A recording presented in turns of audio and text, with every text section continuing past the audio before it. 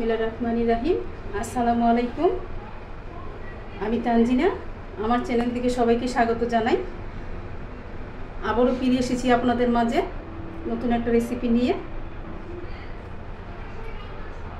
মুখে দিলেই মিশে যায় বালুশাহী মিষ্টি। মিষ্টির জগতে সব থেকে সহজ হচ্ছে বালুশাহী। আজকে বালুশাহী মিষ্টির রেসিপিটা শেয়ার করছি। তো এটা তৈরি করতে আমার সহজ লেগেছে, যে কেউ চাইলেই বাসায় বানিয়ে নিতে পারেন। প্রথম নিয়েছি 2 কাপ ময়দা, তো 1 কাপ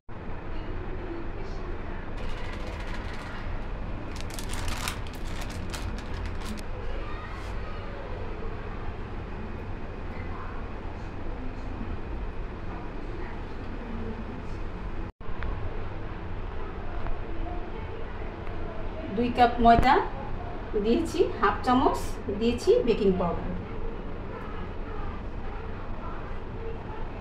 স্বাদ মতো লবণ দিয়ে দিচ্ছি, স্বাদ মতো লবণ।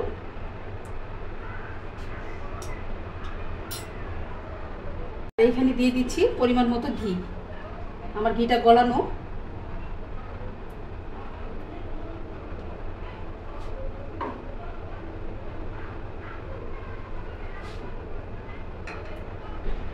ঘিয়ের পরিবর্তে আপনারা তেলটাও দিতে পারবেন।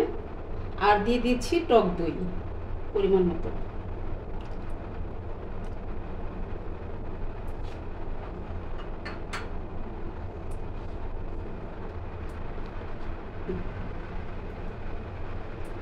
আপনারা চাইলে পানি ব্যবহার করতে পারবেন। তারপর ময়দার সাথে মিশিয়ে নিয়েছি যখন,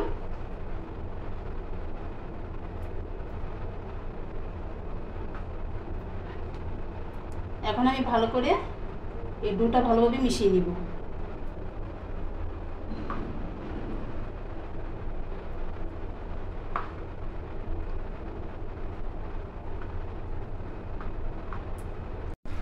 তারপর ময়দার সাথে মিশিয়ে নিয়েছি।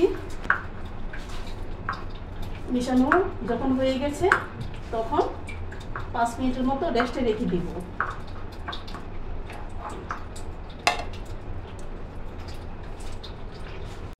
পাঁচ মিনিট পর আমরা বালুশাহী তৈরি করব।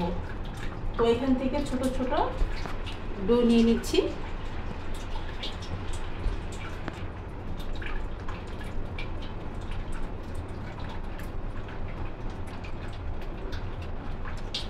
ভালো করে চেপে সমান করে নিচ্ছি।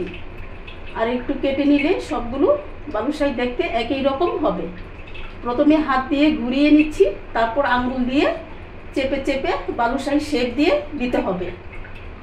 বোঝানোর কোনো কিছু নেই, দেখলেই বোঝা যাবে। তো আমার এখানে সবগুলো বালুশাহী তৈরি হয়ে গেছে। তারপর হচ্ছে আমি এখানে চিনির শিরা তৈরি করে নিচ্ছি। 1 কাপের মতো চিনি দিয়ে দিচ্ছি,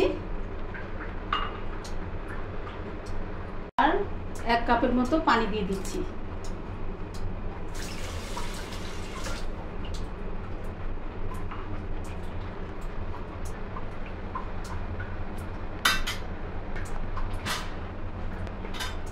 তারপর দিয়ে দিচ্ছি 3টা এলাচ।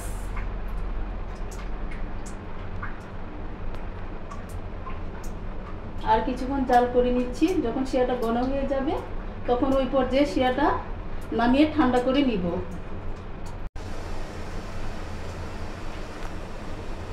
এখন আমি শিরাটা নামিয়ে ঠান্ডা করে নিব।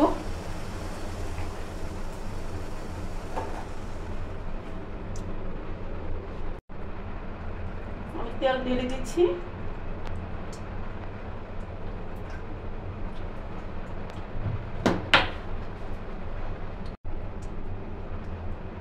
এখন আমরা বালুশাহীগুলো ভেজে নেব চুলায় মিডিয়াম আছে। তেল গরম করতে দিয়েছি। তেলটা যখন গরম হয়ে গেছে বালুশাহী মিষ্টিগুলো দিয়ে দিব।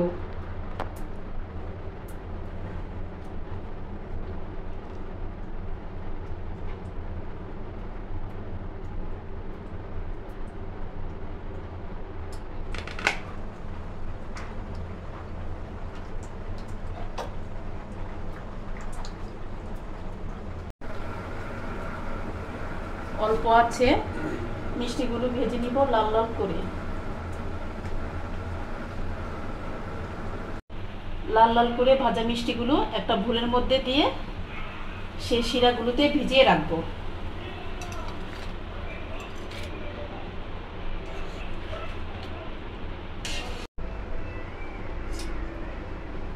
শিরাগুলোতে ভিজিয়ে রাখবো 2-3 ঘন্টা।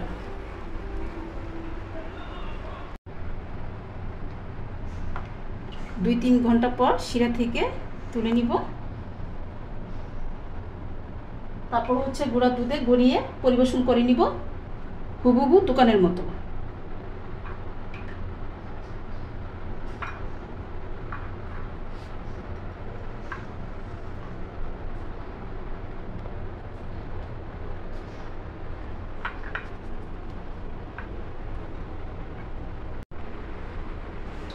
দোকানের মতো বালুশাহী মিষ্টি আলহামদুলিল্লাহ অনেক মজার এই রেসিপিটা। রেসিপি ভালো লাগলে অবশ্যই লাইক কমেন্ট শেয়ার করবেন। আর আপনারা এখনও যারা আমার চ্যানেলকে সাবস্ক্রাইব করেননি প্লিজ আমাকে সাপোর্ট করার জন্য আমাকে সাবস্ক্রাইব করবেন। ধন্যবাদ সবাইকে। সুস্থ থাকবেন, ভালো থাকবেন। খুদা হাফেজ।